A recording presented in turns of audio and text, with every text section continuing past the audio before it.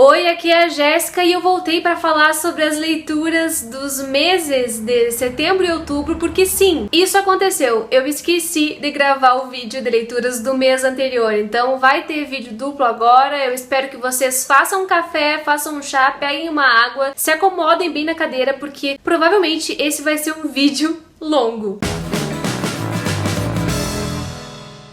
Oi gente, como é que vocês estão? Eu espero que estejam bem. Hoje eu tô aqui sentada no meu sofá, bem acomodada no meu canto de leitura, e eu pretendo não confundir as pilhas aqui de livros, porque essa pilha é a pilha das leituras que eu fiz no último bimestre, e essa pilha aqui de trás é a pilha dos livros que eu já separei pro bimestre que tá acontecendo agora, que é novembro e dezembro. Então tem muito livro aqui em cima, eu preciso ser breve pra tentar falar da maneira mais agradável possível sobre essas leituras que eu fiz nos últimos tempos. Se tá chegando agora no canal, seja muito bem-vindo, muito obrigada pela companhia, dê uma olhadinha no conteúdo que eu produzo por aqui, se gostar se inscreva, deixa um joinha no vídeo, deixa um comentário também, porque isso ajuda muito no crescimento do canal e faz toda a diferença para quem tá aqui produzindo conteúdo na internet. A primeira leitura que eu concluí no mês de setembro, eu já nem tenho mais aqui em mãos, que foi o Autobiografia do José Luiz Peixoto. Eu já tinha falado sobre ele no vídeo de leituras do mês de agosto, porque eu li parte dele em agosto e parte em setembro, terminei em setembro, foi bem pouquinho mesmo que faltava. E ele não tá aqui porque foi um livro que eu não gostei, gente. Não gostei de jeito nenhum. Falei sobre isso lá naquele vídeo. Ele foi um livro que não me tocou nem pela forma, nem pelo plot da história, nem pela linguagem do autor, nem pelos personagens. Ou seja, nada, nenhum dos elementos daquele livro me agradou. De nenhum modo, não foi só antipatia pelo livro, foi um conjunto. O livro não dialogou comigo e por isso eu já passei ele adiante, já passei pra uma pessoa que eu espero que goste mais do que eu da obra. É um livro bom pra quem gosta de literatura portuguesa e que gosta de literatura que brinca com o fazer literário, que brinca com a metalinguagem. Pra mim, isso não funcionou porque já não é novidade, é algo que eu já tinha entrado em contato, né, na faculdade, então, assim, não é o meu gênero preferido de longe e eu não gostei da obra como um todo. E quem tem um gosto literário mais ou menos parecido com o meu, e se a pessoa não gosta de autobiografia, autoficção, talvez ela também não goste desse livro. Mas se tu aí gosta e quer ler, eu acho que super vale a pena tentar. E outro livro que eu li no mês de setembro foi O Amor nos Tempos do Cólera, do Gabriel Garcia Marques, essa coisa maravilhosa sobre a qual já falei aqui no canal, tem um vídeo inteirinho pra ele, porque é assim, às vezes eu leio um livro que é tão maravilhoso, tão perfeito, que eu preciso ficar horas e horas falando sobre ele.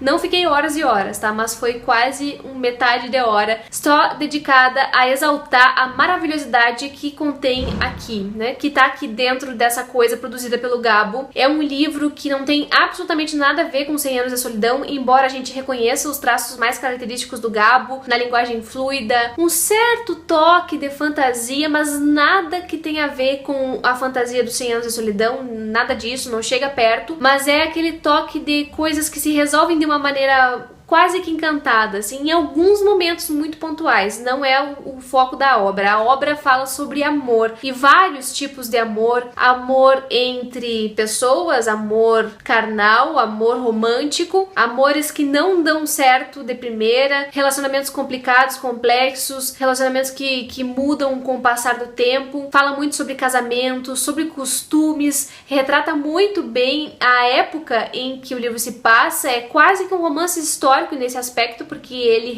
reconstrói toda a cidade de Cartagena, na Colômbia, e faz isso de uma maneira brilhante, né? Como o Gabo poderia fazer. Qualquer tema a que o Gabo se dedique fica maravilhoso, porque ele consegue transformar, ele consegue captar a alma humana, ele capta os nossos trejeitos e ele vai fundo mesmo nas coisas que são mais humanas, até mesmo escatológicas, assim. Então ele vai falar sobre coisas nojentas, mas ele vai falar também sobre vingança, sobre machismo, sobre relacionamentos. É um livro completo em tema, em construção de personagens, não tem como a gente não se apaixonar pelos personagens, são cada um diferente do outro. Aqui a gente tem o Florentino Ariza e a Firmina Daça como um casal protagonista, mas tem outros personagens marcantes, como o Juvenal, que é o marido da Firmina, e outros tantos personagens secundários que são construídos de forma majestosa. É um romance de fôlego, ele tem 400 e tantas páginas, ou 500, já não me lembro, mas eu falei mais sobre ele lá no vídeo que eu vou deixar linkado aqui, e eu peço que, por favor, vocês assistam, porque se tem uma coisa que eu quero fazer na internet esse ano é passar a palavra do Gabo adiante, é passar a leitura desse livro adiante, porque isso aqui conforta, e eu acho que ninguém na face da terra vai se arrepender de ler isso aqui. Não é um livro sobre amor romântico, tá, gente? Embora tenha amor romântico, mas não é nada piegas, é algo feito literariamente com muita qualidade, então eu super recomendo, eu espero que vocês leiam O Amor nos Tempos do Cólera, um dos melhores livros do ano e da minha vida. E essa sou eu do futuro, voltando aqui porque esqueci, óbvio, de falar de uma das leituras de setembro, porque já faz tanto tempo que a pessoa esquece, mas eu não poderia deixar de registrar que eu li o Todos Nós Adorávamos Cowboys, da Carol Ben-Simon. Foi uma das melhores leituras do ano, com certeza, eu amei esse livro, e foi uma releitura, na verdade. Eu li pro Encontro da Tag, mas eu já tinha lido há muito tempo, e eu amei, gente. Eu já falei sobre ele num vídeo exclusivo em que eu falo sobre a obra da Carol Ben-Simon, então eu vou deixar linkado aqui, porque lá, sim, vocês vão ver mais um pouco da minha opinião sobre essa obra que eu acho completinha, perfeitinha e que eu super recomendo pra quem gosta de literatura contemporânea e pra quem também não se aventura muito. Eu acho que essa é uma obra muito bem escrita e merece ser conhecida. A Carol Ben-Simon é uma escritora de mão cheia.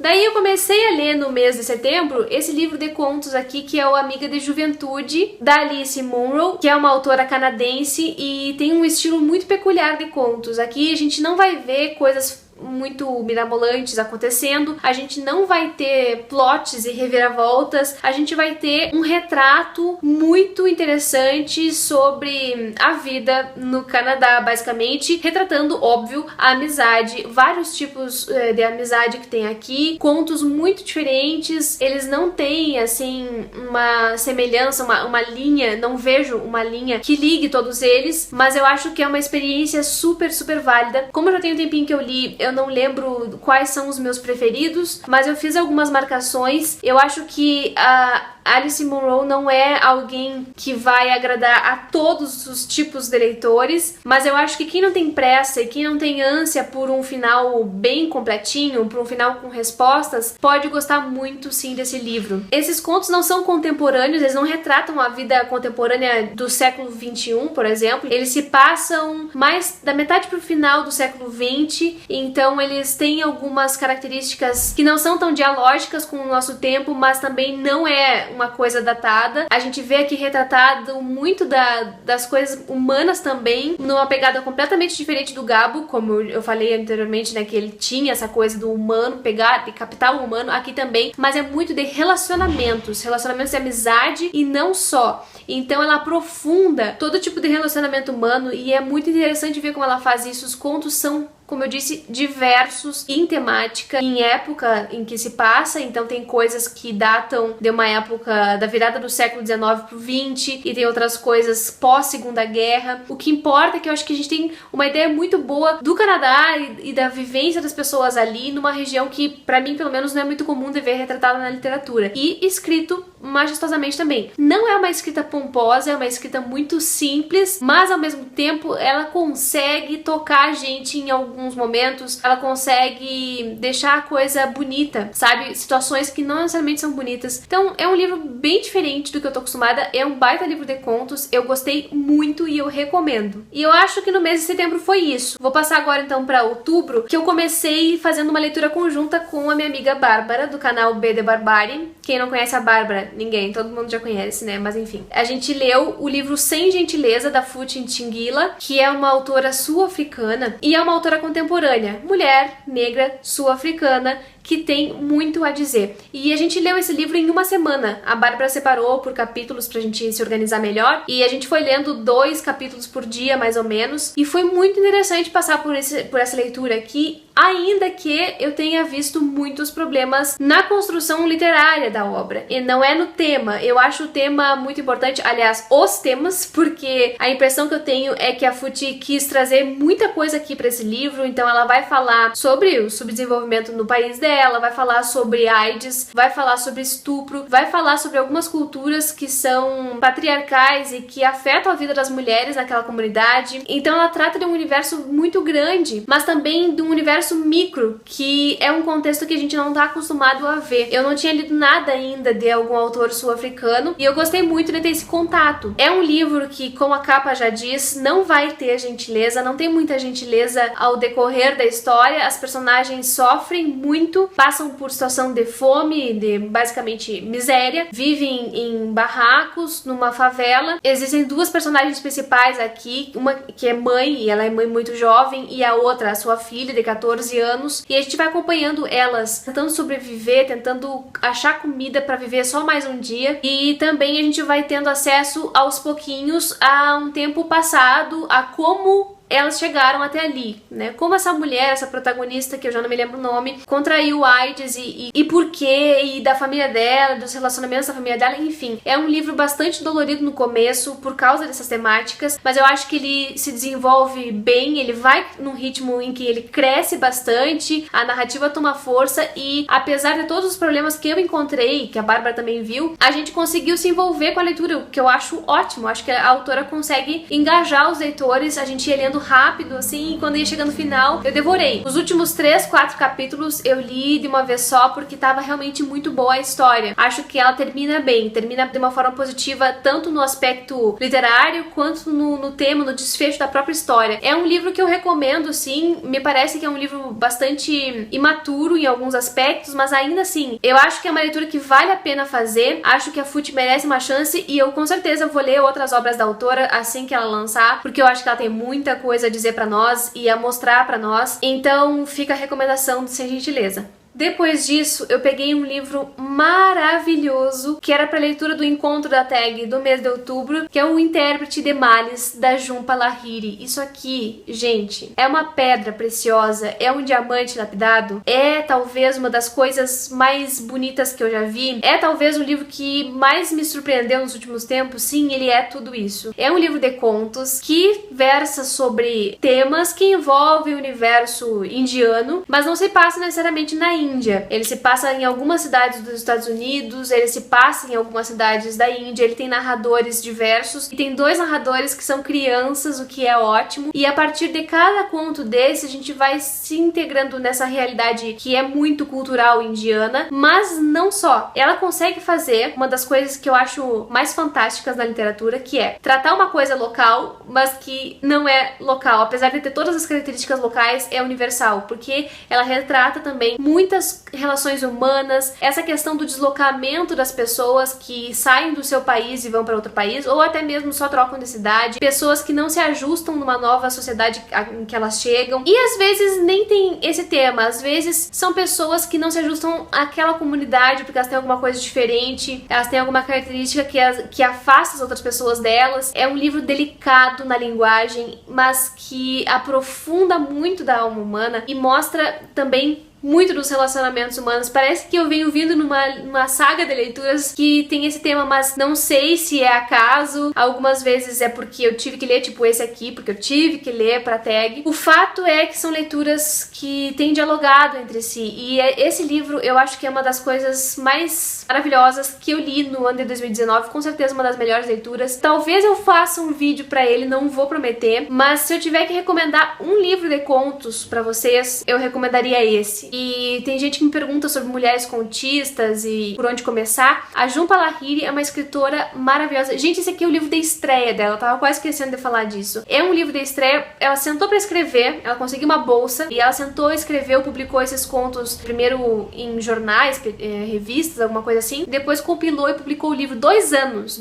escrevendo, ela conseguiu trazer isso aqui à tona. Perfeito, é perfeito. Eu não vi defeitos nesse livro, todos os contos me agradaram de algum modo, uns mais, outros menos, mas não tem um conto ruim. Então é um livro muito rico em informação, em cultura, é uma coisa assim fantástica. Eu já falei 1000 vezes isso, então eu recomendo com muita força o Intérprete de Males. Tem em edição regular aí, não precisa comprar da tag. Eu vou deixar aqui embaixo todos os livros, aliás, eu deixo aqui embaixo o link caso vocês tenham interesse, vocês deem uma olhadinha. E esse aqui, assim, por favor, se vocês puderem, leiam. peguem emprestado, peguem em biblioteca, comprem no sebo, façam o que puderem, mas leiam Jhumpa Lahiri. Essa mulher é um diamante lapidado da nossa literatura contemporânea. Nossa, quer dizer, do mundo, né? E aí, aproveitando o mês do horror, eu queria ler alguma coisa que me desse um pouquinho de medo, nem que fosse. E eu não tenho muitos livros desse gênero aqui em casa, não costumo ler. Mas eu tinha um, né, que eu tinha separado para as metas do bimestre, que é o Sempre Vivemos no Castelo, que era um livro que eu queria ler há muito tempo e enrolei, não sei porquê. Porque esse aqui também é outro perfeito pro meu gosto. É perfeito em forma, é perfeito em história, é perfeito em narrativa, em construção de personagens. E aqui a gente tem a história de duas irmãs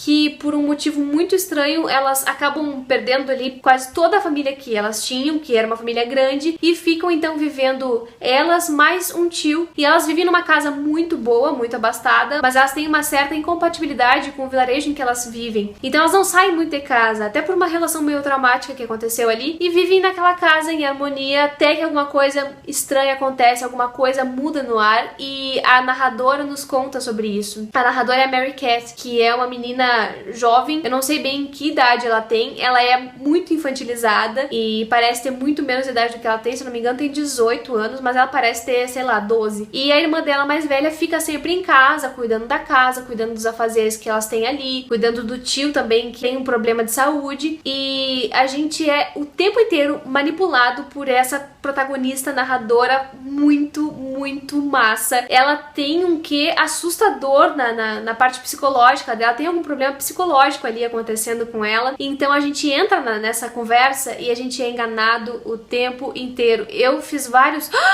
O quê? Sério isso? Então, assim, é uma história que vai gerando um suspense muito gradativamente, e eu acho que ele se encaminha pra uma coisa muito inesperada. Eu não esperava que o romance fosse terminar assim. É um livro que prende a gente, fantástico. Eu li num fim de semana, em 2 dias, sei lá. Foi uma leitura sensacional. Eu acho que esse livro é perfeito em formato, em tudo. Quem quer um pouquinho de suspense, é um suspense muito mais psicológico do que outra coisa. O terror também, o terror é mais pelas atitudes macabras e os pensamentos macabros que a protagonista tem do que por bichos e coisas assustadoras, sei lá. A casa não é uma casa assustadora, é uma casa imponente e tal. Então esse terror, esse suspense é mais dado pela psique da protagonista, o que é muito foda. E essa autora aqui inspirou o Stephen King. E eu costumo dizer o seguinte, ler Stephen King é massa, acho que as pessoas devem ler, mas já imaginaram ler quem inspirou o cara, sabe? E na fonte, isso aqui é maravilhoso. Com certeza quero ler outras coisas da Shirley Jackson e acho que é uma autora excepcional e que todo mundo deveria ler. Depois disso, tava com saudade de latinos, porque o último latino tinha sido o Gabo, né? E tava nas minhas metas o Distância de Resgate, da Samantha Schweblin, e alguém me disse que também tinha uma pegada meio suspense, meio terror, num comentário aqui no canal, e então eu resolvi pegar no finalzinho do mês, praticamente, e eu li também em 2 sentadas, assim, foi uma coisa avassaladora esse livro.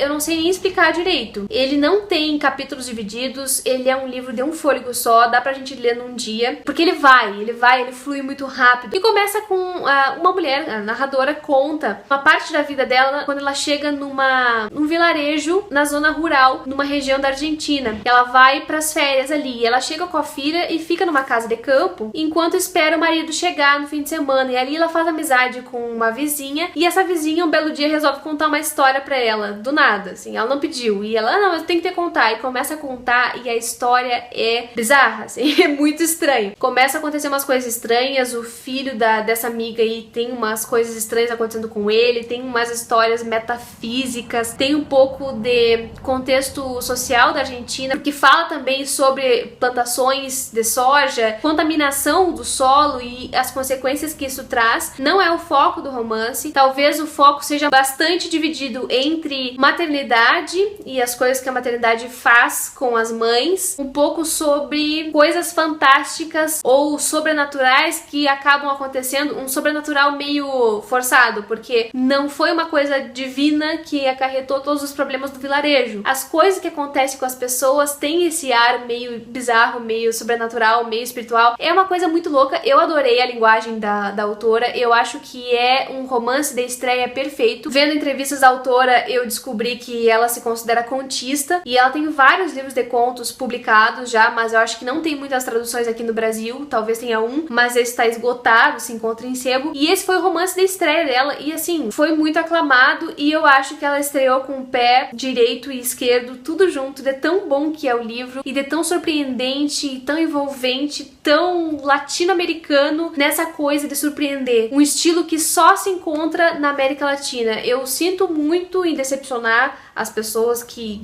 gostam de outras literaturas, mas assim, tem coisas que só um latino-americano faz, gente. Por exemplo, Gabo. É só um Gabo que tem no mundo. E essa aqui, não tô comparando ela com Gabo, mas ela tem um estilo muito peculiar que eu amei. Eu recomendo pra quem quer ler uma coisa rápida e diferentona. Eu recomendo pra quem quer ler alguma coisa em maratona. Eu recomendo pra quem quer ler mais mulheres, pra quem quer ler latinos. Prato cheio, maravilhosa, super recomendada. E depois me deu saudade de ler contemporâneos brasileiros, porque eu sou dessas, eu quero ler tudo, eu quero ler todos os meus queridos ao mesmo tempo. Se eu pudesse ler 3 livros, assim, tipo, 3 abertos e os 3 lendo, eu leria, mas não dá, né, tem que ser um de cada vez. E aí eu peguei uma autora que tava, né, há muito tempo na minha estante e que eu tinha colocado nas metas justamente por isso, que é o Viravinha. Eu li, eu deixei ele lá e vim. E assim, eu tô descobrindo tanta autora massa esse ano, eu tô tendo contato com tanta literatura boa que eu não imaginava que era boa, que assim, eu não sei muito o que dizer, não sei me repetir. Que mulheres massa essas que eu tô lendo. Aí o Viravinha eu já conhecia, já tinha lido o que deu pra fazer em matéria da história de amor, que é massa, mas eu já não me lembro da história, então eu vou precisar reler um dia pra poder falar com vocês sobre ele. E esse aqui eu não sei dizer sobre o que trata. Tem uma protagonista que é muito estranha. Ela vive ali meio que vagando pelo mundo, ela não se encontra no mundo. E ela tá todo o tempo tentando saber quem ela é, o que ela vai fazer da vida. Essa questão da identidade é muito presente, não aquela identidade cultural, mas assim, de se conhecer mesmo. Ela não sabe muito bem a que veio no mundo. E ela vai nos contando umas histórias meio loucas da vida dela, até que ela chega, né, num hotel onde a gente descobre que ela trabalha. Não sei se eu posso dizer algumas coisas sobre esse livro, mas ela tem uma vida bem estranha, bem dura, assim, difícil, nesse hotel mesmo. E a gente vai se encaminhando, além de todos esses conflitos existenciais que a própria narradora tem, a gente vai vendo que acontece um crime, um suposto crime, uma coisa misteriosa ali naquele hotel. Só que a gente não percebe que isso acontece porque a narradora tá nos enganando o tempo inteiro. E a gente não vai percebendo o encaminhamento, pelo menos eu não percebi. Até que vai parar, sei lá, polícia no hotel pra desvendar aquele caso. E quando chega nessa parte, eu digo, ué, mas como? Como que ela... Enfim, não sei. Não sei como é que ela faz isso. Tudo se passa em pouco tempo, num hotel, na beira da praia, no Rio de Janeiro. E tem essa protagonista estranha na qual a gente não pode confiar. Tem um pouco de mistério no ar, tem um pouco de romance policial. Não tava esperando mesmo esse desfecho, porque eu não li a orelha e eu não gosto de ler orelhas e eu acho que isso favorece muito cada leitura. Então, se vocês forem ler, não leiam também a orelha nem a sinopse. Só peguem e se deixem levar. É um estilo de literatura contemporâneo, no sentido de que a linguagem vai ser bem comum, bem simples, vai ter gírias, vai ter palavrão, vai ter um estilo fragmentado de narrar, que é algo que eu tô acostumada e que eu gosto bastante, é por isso que literatura brasileira contemporânea é o meu gênero preferido, e vai ter uma protagonista meio engraçadona, ela faz graça dela mesma, ela se autodeprecia, ela sabe que ela não é boa coisa. É literatura contemporânea, então estejam avisados sobre isso. Eu sei que tem gente que não gosta muito desse estilo mais caótico, um pensamento que vai e vem, mas eu acho que vale muito a pena. A Elvira Vinha escreve muito bem, eu sublinhei muitas coisas, as frases, o jeito que ela diz as coisas, sabe? Que eu acho, como é que ela conseguiu colocar isso nessa frase? Exatamente, eu queria ter dito isso dessa forma, sabe? Não de uma coisa bonita, poética, mas tipo, bem elaborada, sabe? Bem pensada, umas sacadas massa, é isso que a Elvira Vinha tem. Então tá tudo muito sublinhado, eu não botei nem post-it porque era muita coisa que eu tava destacando, e foi também um livro que eu li super rápido, ele é fininho e dá pra ler também numa sentada. Quem nunca leu nada da Elvira Vinha, eu recomendo esse livro sim, com a ressalva de que eu recomendo pra quem gosta desse estilo contemporâneo de narrativa, tá? Porque eu sei que tem gente que não gosta. Se tu gosta, por favor, lê, porque é muito legal. Em outubro eu comecei, junto com outras pessoas, uma leitura conjunta desse livro aqui, ó, Mito da Beleza, da Naomi Wolf. E, gente, foi um mês em que eu fui tentando ler, a gente tinha discussões semanais no grupo do WhatsApp, e no começo eu consegui acompanhar, consegui ler e conversar com as gurias, mas da metadezinha do mês pro final foi difícil e agora eu não tô conseguindo ler. Mas no mês de outubro eu li 132 páginas dele, acho que foram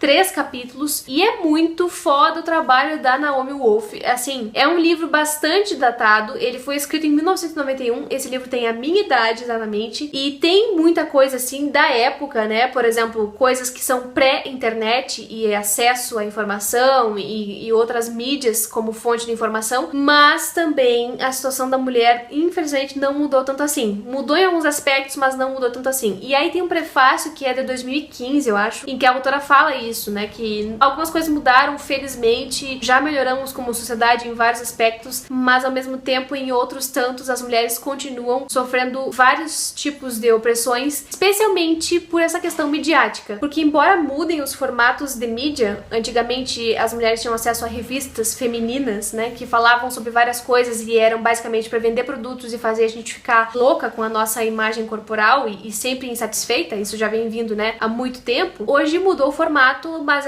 esse tipo de dominação ainda existe, só que ele vem, né, em outros lugares. Então ela fala muito sobre isso, fala muito sobre revistas femininas, fala muito sobre as formas de trabalho e de dominação que se exige da mulher e como o mercado faz para se reinventar e nos deixar sempre ocupadas pensando em coisas que a gente não pensaria se não tivesse esse mercado botando as coisas goela abaixo da gente. Por exemplo, antigamente eram os eletrodomésticos que se vendia para as mulheres que ficavam em casa e tal, para ter mais facilidades. Aí as mulheres vão pro mercado de trabalho, então agora a gente passa a vender outras coisas para elas, vamos vender produtos de beleza. E assim o mercado vai indo, né, e ganhando dinheiro em cima do nosso mal-estar. Basicamente é isso. É um livro muito, muito doloroso nesse aspecto. Em alguns momentos ele pode ser repetitivo, mas para mim tá tranquilo. Eu consigo ler ele com um certo distanciamento e aproveitar o que ele tem de bom. De qualquer forma, eu acho que ele é, infelizmente, atual e eu acho que vale a pena a leitura sim. Ele traz muitos dados, muitas informações, coisas numéricas mesmo, pra provar ali, né, o tanto que o mercado faz, o mito da beleza faz com que a gente esteja sempre em busca de algo que não é real, né? Eu acho que é uma leitura super válida para todas as feministas, porque a gente precisa estar munida desse tipo de informação, muitas vezes, para poder rebater, né, certos argumentos que a gente ouve por aí. Então eu recomendo a leitura. E é isso, gente.